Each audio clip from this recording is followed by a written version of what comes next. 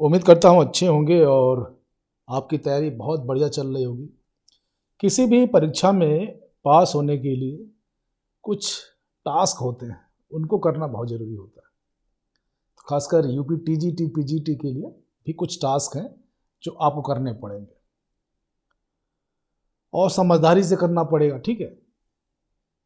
मेहनत आप कर रहे हैं, सही दिशा में कर रहे हैं कि नहीं कर रहे हैं, ये चेक करना पड़ेगा, ठीक है। तो कुछ चीज़ें मैं बता रहा हूँ, उनको आप ऑब्जर्व करेंगे तो फ़ायदा होगा आपको, ठीक है। चलिए, परीक्षा से पहले बहुत ही महत्वपूर्ण बिंदु है, इसको ध्यान रखिएगा। सबसे पहले आप जिस विषय के भी परीक्षा देना चाहते हैं, जिस विषय में परीक्षा देना चाहते हैं, उसकी एनसीईआरटी की यूपी की किताब, एनसीईआरटी की यूपी की किताब 9th 10th 11th 12th, ठीक है, 4 क्लासों की किताब जरूर उससे जरूर पढ़ें, ठीक है। सभी विषयों के लिए बता रहा हूं मैं आप लोगों के लिए। यह सुनिश्चित करने के लिए आप किन चीज़ों से अपरिचित हैं, क्योंकि पिछली बार जब आप होंगे पढ़ रहे होंगे तो भूल चुके होंगे, तो उसको रिवाइज करने के लिए, रिमेमोराइज करने के लिए ये जरूरी है। छोटी चीज़ है लेकिन इंपॉर्टेंट चीज़ है, बहुत लोग इसको मिस करते हैं, ठीक। उसके बाद आप प्रीवियस ईयर के क्वेश्चंस पेपर 5 साल के मिल जाए, 10 साल के मिल जाए, जितने साल से मिल जाए, तो जब आप देखेंगे कि previous year question paper questions का लेवल बढ़ते क्रम में है। 2003 का देखेंगे, अगर मैं अपने सब्जेक्ट का देखता हूँ तो बहुत इजी क्वेश्चन है, लेकिन 2021 में वो धीरे धीरे बढ़ता गया है। तो इस वाले एग्जाम में भी क्वेश्चन का लेवल बढ़ेगा, क्योंकि कंपटीशन स्टूडेंट ज़्यादा है और छांटना है। और सबसे बड़ी बात कि आपका क्वेश्चन पेपर में ही इंटरव्यू लेना है, क्योंकि इंटरव्यू बेस ख़त्म हो गया है। तो कुछ क्वेश्चन ऐसे होंगे जो प्रैक्टिकल होंगे और इंटरव्यू जैसे ही होंगे, ठीक है। तो इस पर ध्यान रखिएगा। और जो पिछले ईयर्स के क्वेश्चन पेपर है, इनको रट जाइए, मतलब जिसको हम लोग देसी भाषा में बोलते हैं घोल के पी जाना, ठीक है। तो जब भी कोई पूछे ये क्वेश्चन क्या है, तुरंत आपको जवाब आना चाहिए, रट जाना चाहिए इसको, ठीक। और मॉक टेस्ट मोस्ट इम्पॉर्टेंट, कम से कम 10 पब्लिकेशन का मॉक टेस्ट लगाइए।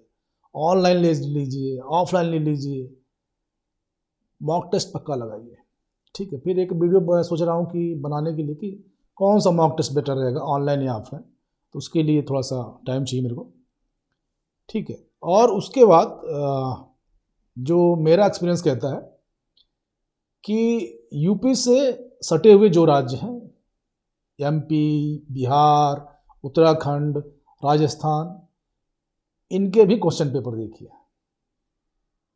ठीक है। इनके क्वेश्चन पेपर से भी आपको हेल्प मिलेगी। पुराना पेपर लगाने का जो मतलब मुझे ना समझ में आता है कि जब भी कोई एग्जामिनर होगा, जब पेपर सेट कर रहा होगा, तो पुराने साल के क्वेश्चन पेपर पक्का देखता है वो।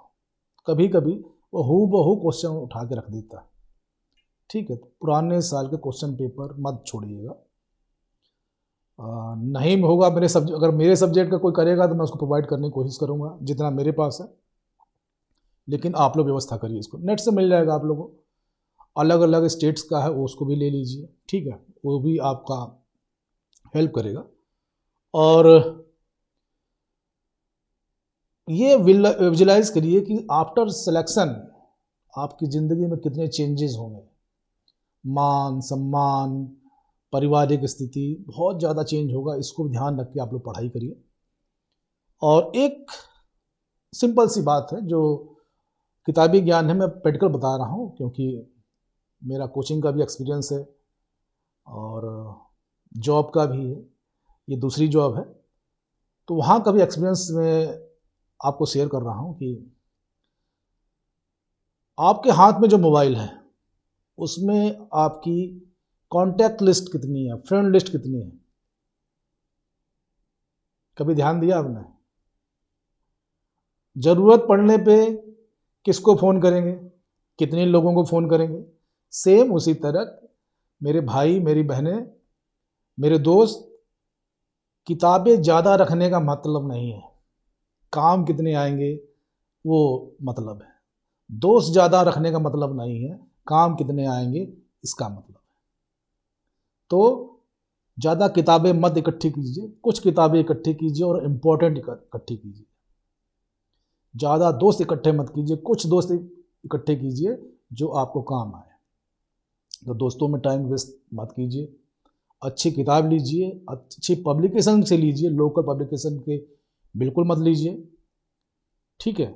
और सबसे बड़ी बात कि अभी जो माहौल चल रहा है शादी ब्याह का चल रहा है, आप भी पारिवारिक है, हम लोग भी पारिवारिक है, इनसे थोड़ा सा बचिए। सिलेक्शन के बाद बहुत एंजॉय करने का टाइम मिलेगा, अभी क्रूशियस टाइम है, इस पे फोकस कीजिए, ठीक है।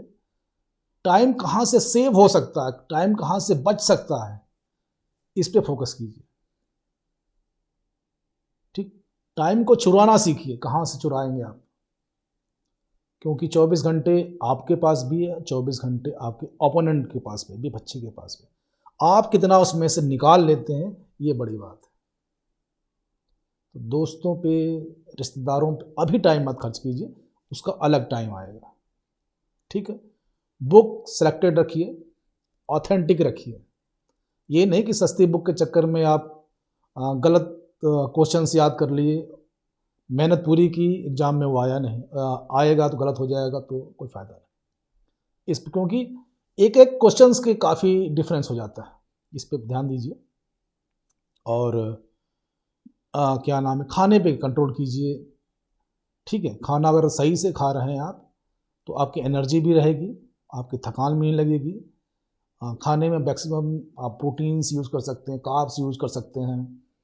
और नींद पक्का, ये नहीं कि आप बिल्कुल ही अपनी नींद छोड़ दे, बिल्कुल नहीं, उससे डिस्टर्बेंस हो जाएगा। और जो मेरा मानना है कि दिन की अपेक्षा रात में पढ़ना ज़्यादा अच्छा है, कारण रात में डिस्टर्बेंस कम है, दोस्तों के फ़ोन कम आएंगे, ठीक है। घर परिवार वाले डिस्टर्ब नहीं करेंगे, आप ईयरफोन लगा कर पढ़ाई कर सकते हैं, ठीक है। रात में नेट की स्पीड अच्छी होगी, रात में आवाज़ कम आएगी, ठीक। लंबे समय तक बैठ सकते हैं आप, तो उस पर भी फोकस कर सकते हैं रात में, ठीक।